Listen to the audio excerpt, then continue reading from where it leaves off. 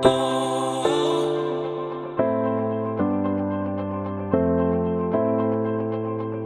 my road crew here for helping me get set up. All right, come on, Daniel.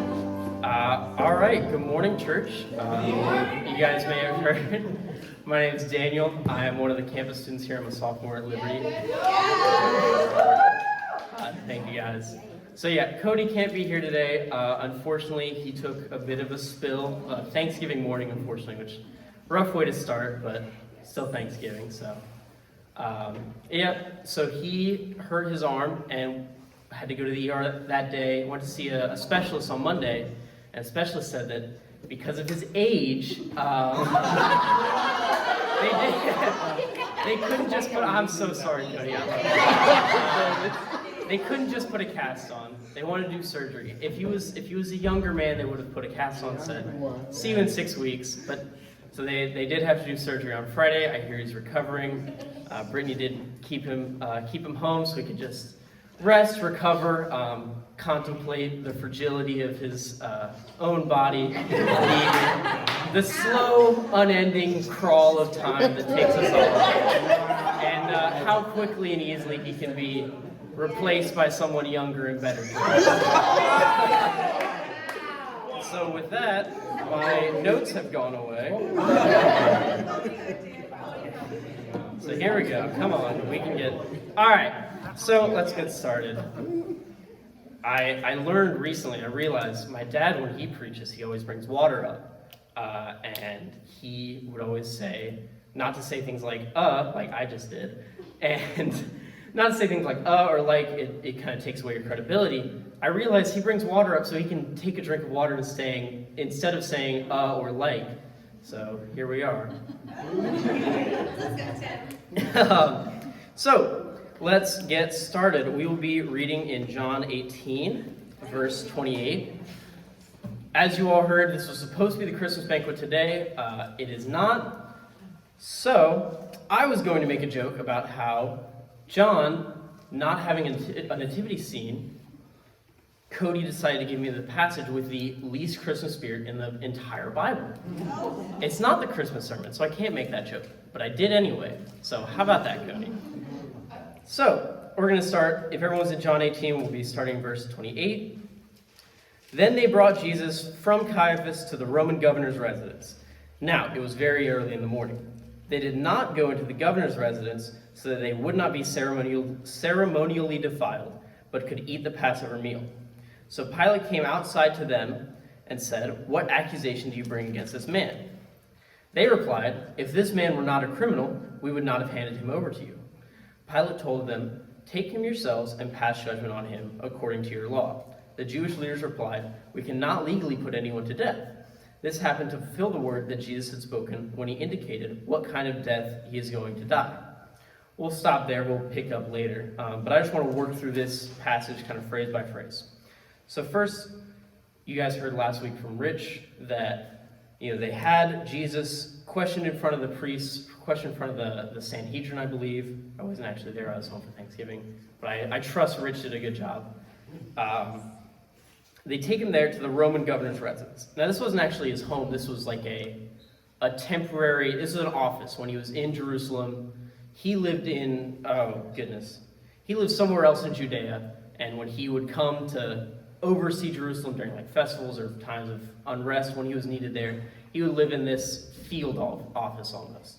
So they take him there, and it was a Gentile's home. So the priests could not go in because Passover was within the next couple days. They wouldn't have time to sanctify themselves.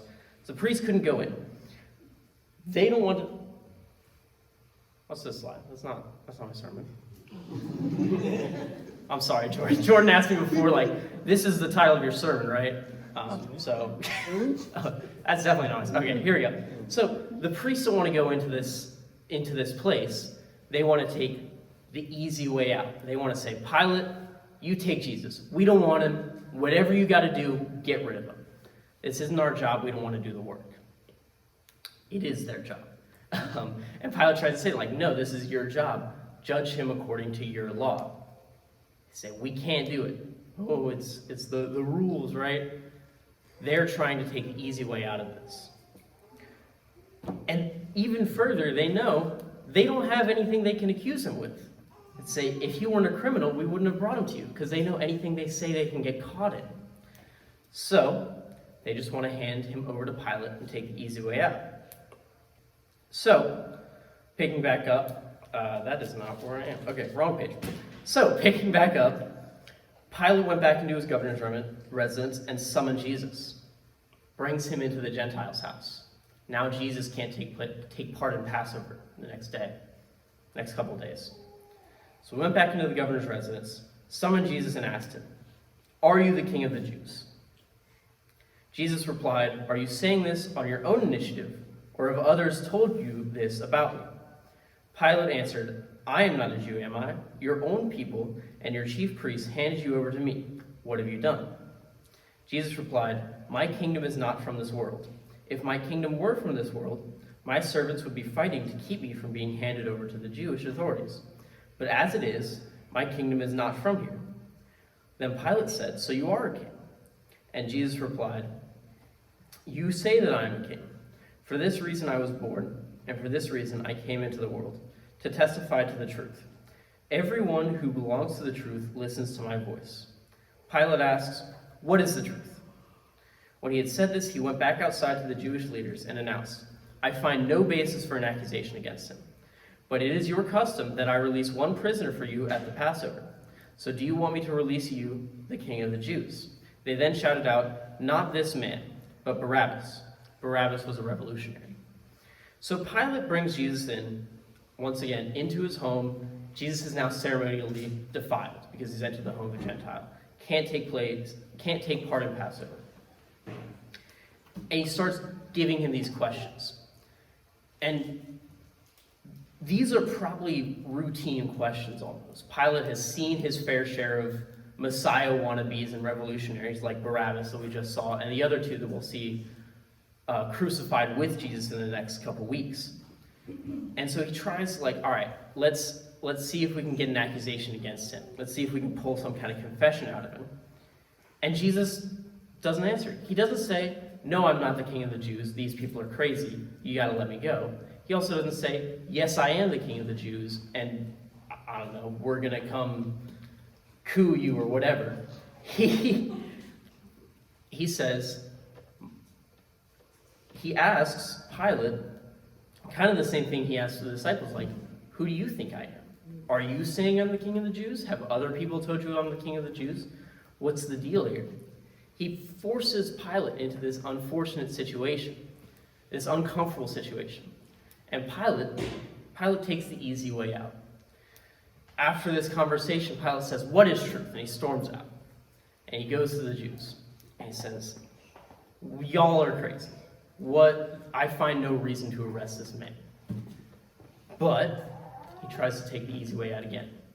"It's your custom that I release one prisoner at Passover. We can take the easy way out of this unfortunate situation and just release him. Everyone goes home, everyone does Passover except Jesus, and we're fine." But the Jews don't want that because they want Jesus dead. So they say, not this man, Barabbas." So I keep repeating this phrase, easy way out, and it's over there on the board. So you probably guessed the title of my sermon is An Easy Way Out. Now, my water appears to be leaking. That's unfortunate. Oh well. That's good, Daniel. Come on, Daniel. Got it. So, the Jews take the easy way out. Pilate takes the easy way out. Jesus is offered an easy way out. See, this is, as far as I am aware, the second time that Jesus is tempted in the gospel. The first time is immediately after his baptism. The second time is now. And for those of you that know me, I'm not usually one to jump to spiritual warfare on a lot of things. I think it's kind of a cop-out, an easy way out of, actually taking a look at our problems. But Satan is tempting Jesus right now. Yeah. And I believe that Satan is an excellent tactician. He knows what battles to fight and what openings to try and exploit. So Satan knows. He knew first, after Jesus' baptism, this is big. I want to nip this in the bud. This is a battle that I need to choose. So Jesus goes out, he fasts, he's tested by God, and Satan offers him a way out. He says, You can make these stones into bread. You're hungry. You're suffering. Here's an easy way out. You don't have to be hungry. He says, he takes him to the top. He says, I can give you an easy way to have everything if you just bow down to me. Satan offers us an easy way out. 1 Corinthians 10 says that God will always offer us a way out of temptation. Libby's shaking her head because my dad likes to use all the parts of the Bible. I'm following in his footsteps here. That's good. 1 Corinthians 10 says that God always offers us a way out of temptation. When Satan is tempting us, God offers us a way out. It's not the easy way out. It's usually hard. But when God is testing us, Satan offers us the easy way out. Yeah. And so now, Satan saw Jesus in the garden. He saw that his soul was troubled. He saw an opening that he could exploit. Yeah. So he tries. He tries to bring Jesus before Pilate, and then Pilate brings him an easy way out. He says, all right, level with me. Are you the king of the Jews? It's a yes or no question. Jesus doesn't answer yes or no. So, what easy ways out are we tempted to take? I know Cody loves to get up here and say, when you're walking around campus or on your commute, take out your headphones, talk to people. That's a hard thing to do. That's a hard thing for me to do. I grew up in the church. I've probably done maybe hundreds of cold contact evangelism. Never once has anyone given me the time of day. And it's very discouraging to think about talking to someone seemingly knowing that they're just going to ignore me and want to walk away. I can kind of justify myself and say, they've got headphones in. I'm almost late. I'm tired. I didn't sleep well last night. I'm hungry. I need to get breakfast. I'm just not up to a conversation right now. They're not going to listen to me anyway. It doesn't matter. Satan loves that. Yeah. I'm doing his job for him when I justify not doing God's will. And it doesn't have to be talking to people on your commute. I know that's one of Cody's favorite things. Dr. Wheeler's as well, if anyone's taken his class. But it can be anything. Cody texted me over Thanksgiving. He said, hey, do you want to preach next Sunday? And there was a thought in my head. It's finals week. You have a lot to do. You don't have time to write a sermon. You're not prepared. No one's going to listen to you anyways. I could have so easily said, no, Cody, I can't. But that would have been easy. And God's will is not easy. Ed Anton, he would always preach, and one of my most memorable lines from him is, if it was easy to do the right thing, we wouldn't have the Bible. If it was easy, God wouldn't have to tell us to do it. This book's pretty big. It's full of a lot of hard things that we have to do. So we have to do them. So, I could end the sermon here and say, well, woe is us. It's hard to do all the things that we have to do. Life sucks. There it is. Amen. But there's a way out. It's not easy. Nothing in the Bible is. So, how did Jesus avoid taking the easy way out? What's the first thing he says in this passage? First, he turns the question back on Pilate. Just like when he's tempted by Satan, he turns all the scriptures back on him. And then he responds, my kingdom is not of this world. If my kingdom were from this world, my servants would be fighting to keep me from being handed over to the Jewish authorities. But as it stands, my kingdom is not from here. So what does Jesus do? He turns his eyes to heaven. On midweek, last Wednesday was men's midweek, we were all asked to give almost mini sermons on the conviction that we have.